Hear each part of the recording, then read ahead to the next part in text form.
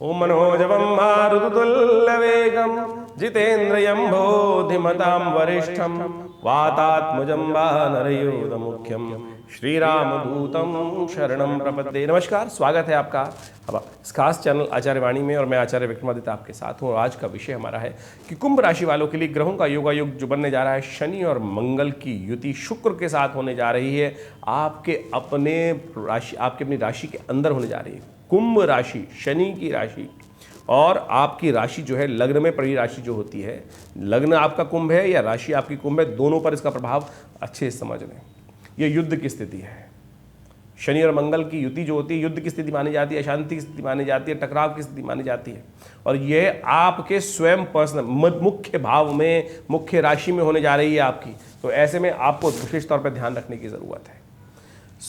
15 मार्च को मंगल कर्क राशि से, अपने उच्च राशि से निकलकर, मकर राशि से निकलकर ये जा रहे हैं कुंभ राशि में।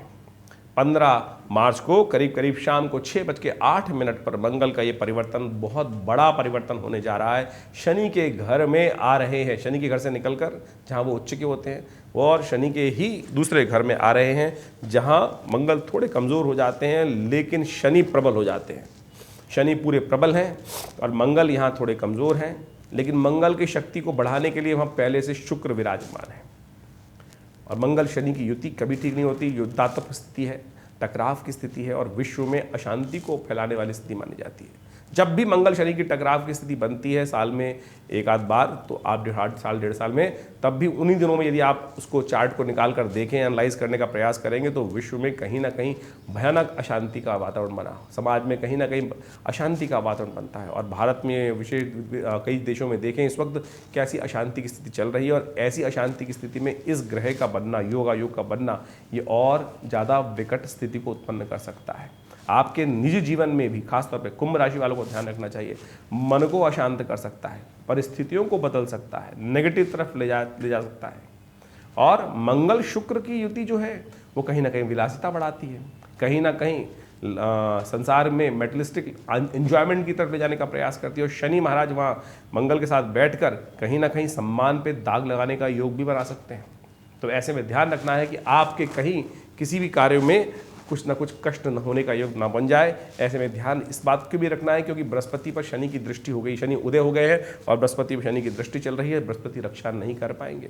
बृहस्पति एक ऐसा ग्रह है कि जो कई प्रकार से हमारी रक्षा करने का योग बना लेता है, लेकिन बृहस्पति पर स्वयं शनि की दृष्टि जो पड़ रही है और शनि वह विशेष तौर पर सम्मान के भाव को भी देख रहे हैं और शनि की दृष्टि कभी ठीक नहीं होती। तो ऐसे में कुंभ राशि वालों को खास तौर पर अत्यधिक सावधानी पूर्वक कार्य करने का प्रयास करना चाहिए।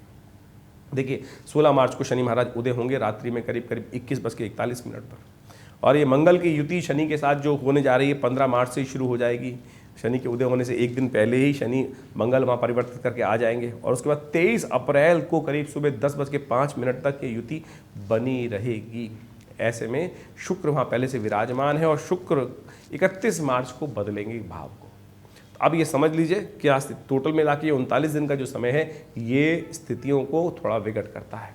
ऐसे में सावधान रहें, ध्यान रखें, अननेसेसरी आग में घी डालने का प्रयास ना करें।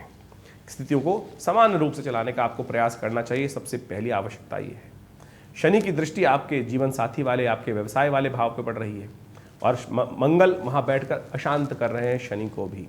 शनि की दृष्टि आपकी राशि के अनुसार से पड़ रही है दशम भाव पर भी, सम्मान वाले भाव पर भी, कार्यों को पूर्ण करने वाले भाव पर भी। तो वहाँ पर भी वो विलंबता देने के योग दे सकते हैं। तो ऐसे में आपको थोड़ा प्रयास शांति के साथ और थोड़ा सौम्यता के साथ करने की ज़रूरत है। मंगल शनि की टकराव एग्रेसिवनेस बढ़ाती है, मन में ऐसा भाव उत्पन्न कर सकती है, काट दें, फाड़ दें, ये कर दें, वो कर दें, हटा दें, सफाई कर दें।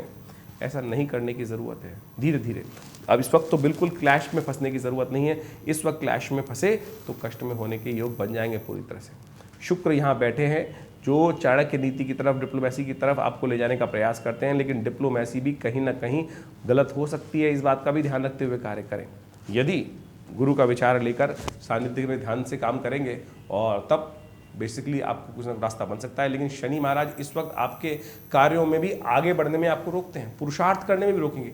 केवल दिमागी योजना रह जाएगी, ऐसा कर लेंगे ऐसा कर लेंगे, हवाई किले बनते दिखाई देंगे, लेकिन कार्य परिणित होने में समस्याएं आती दिखाई दे रही हैं। तो ये ग्रहों का योगायोग जो आपके लिए बन रहा है, ये हमने विशेष तौर पर आपको समझाने का प्रयास किया कि किस किस स्थिति में ग्रहों का योग बन रहा है, क्योंकि शनि की दृष्टि जहाँ जहाँ पड़ रही है वो कहीं ना कहीं इस वक्त एग्रेसिव हो सकती है। वैसे शनि महाराज आपके लग्नेश हैं, आपकी राशि के स्वामी हैं और हमेशा शुभ होते हैं, लेकिन जब ये ग्रहों की युति बन गई, मंगल ने वहाँ पे आके शनि को अशांत किया है, और ये बहुत लंबी स्थिति नहीं है, केवल 39 दिन 40 दिन की स्थिति है। तो समझ लें 15 मार्च से लेकर करीब करीब 23 अप्रैल को 10:05 तक ये युति चलनी है। तो तब तक थोड़ा शांत होकर रिजर्व रहते हुए कार्य करने का प्रयास करें। कुछ खास उपाय विशेष तौर पे आपको अवश्य करने का प्रयास करना चाहिए, नहीं तो ये स्थिति कहीं ना कहीं विकट स्थिति उत्पन्न कर सकती है। ऐसे में विशेष तौर पर आपको खास तौर पर राहु और सूर्य की युति भी आपके द्वितीय भाव में चल रही है। राहु और सूर्य की युति जो द्वितीय भाव में चल रही है, वो भी कहीं ना कहीं आपके विचारों को अशांत करने का प्रयास करती है। और ध्यान रखिएगा, ऐसे में बहुत ज़्यादा सावधानी के साथ कार्य करने की ज़रूरत है। एक पुरानी कहावत है विशेष तौर पे, बिन मांगे मोती मिले, मांगे मिले न भीख। ऐसे में यदि आप किसी के पास जाएंगे मेरी हेल्प कर दो, तो वो नेगेटिव प्रभाव कर देगा। बुद्धि के द्वारा कुछ ना कुछ ऐसा बनाए कि वो रास्ता बन जाए, लेकिन जाकर किसी के सामने अपनी वास्तविक परिस्थिति को उपस्थित करना आपके लिए वो नेगेटिव हो जाएगा। तो अपनी परिस्थिति को, अपने आप को खुली किताब की तरह बिल्कुल मत रखना भैया, नहीं तो आपकी सज्जनता इस वक्त आपको नुकसान देने का योग बना सकती है। तो ध्यान रखते हुए कार्य करें। ऐसे में हनुमान जी का स्तवन करें और विशेष तौर पर पॉजिटिव रहें। जीवन साथी के साथ अपने संबंधों को ठीक रखने का प्रयास कीजिएगा। जितना जीवन साथी आपका प्रसन्न रहेगा, आपके संबंध मधुर रहेंगे, उतना आपके कष्टों को आप दूर भगा सकते हैं। इस वक्त आपकी राशि के अनुसार से ऐसा योग बन रहा है कि जीवन साथी का साथ, जीवन साथी का आपके लिए प्रसन्न रहना, जीवन साथी की आपके प्रति सद्भावना रखना आपकी किस्मत को जगाने वाला रहेगा। तो इन सब बातों को समझते हुए कार्य करने का आप यदि प्रयास करेंगे तो हमारी आशा है कि आपको विशेष तौर पर हमारी समझ ये कहती है कि आपको उसका नेगेटिव प्रभाव से बचने का प्रयास कर सकते हैं आप। ऐसे में आपकी ग्रह दृष्टिकोण, एक बात और, ग्रह योग से योग चल रहा है, माँ भगवती दुर्गा की उपासना भी आपको करनी चाहिए। ऐसे में ग्रहों का योगायोग गोचर के दृष्टिकोण से खासतौर पर बताता है। हमें राशि जन्मपत्री तो नहीं पता चल रही है, लेकिन राशि के दृष्टिकोण से हमको दिखाई देता है कि माँ दुर्गा की उपासना, माँ इस ऐसे में एक बात और ध्यान रखिएगा, नवरात्र भी आएंगे, 9 अप्रैल से नवरात्र भी शुरू हो जाएंगे। तो उन समय में यदि आप पहले से ही नित्य प्रति दुर्गा पूजा करें और इस नवरात्रों में विशेष तौर पर माँ भगवती की पूर्ण उपासना करने का प्रयास करें, आपके लिए ये समय प्रोग्रेसिव, नेगेटिव की जगह पॉजिटिव हो जाएगा। समय नेगेटिव की जगह पॉजिटिव हो जाएगा। ध्यान रख लीजिए, आपकी राशि में, खास आपकी राशि में योग बन रहा है, इस वक्त गोचर के दृष्टिकोण से योग बन रहा है। तो ऐसे में यदि लोग कह सकते हैं, हम भी कह रहे हैं आपको नेगेटिव है, लेकिन रास्ता हमें अभी आपकी जन्मपत्री को देखते हुए समझ में आया कि यह प्रश्न जो जन्मपत्र जो इस वक्त गोचर के दृष्टिकोण से आपकी राशि के अनुसार से चार्ट देखा, उसमें समझ में आया कि बिल्कुल ऐसा योग है कि विशेष तौर पर माँ भगवती दुर्गा की उपासना से समस्त प्रकार से रक्षा करने का योग, समस्त प्रकार से उन्नति करने का योग बन सकता है। तो अवश्य देव कृपा से नवरात्रि भी ऐसे में आएंगे। तो ऐसे में ध्यान रखते हुए कार्य करें, नित्यपति भगवान सूर्य को जल दें और शनि स्तोत्र का पाठ करें, हनुमान चालीसा का पाठ करें। समस्त उपाय हम आपको वर्णित कर रहे हैं, करें, कल्याण होने के अद्भुत योग बनेंगे। मंगल का उपाय करें। और आपकी राशि के अनुसार से हमें सबसे श्रेष्ठ दिखाई देता है कि सुंदरकांड का पाठ आप लगातार करने का प्रयास कीजिए।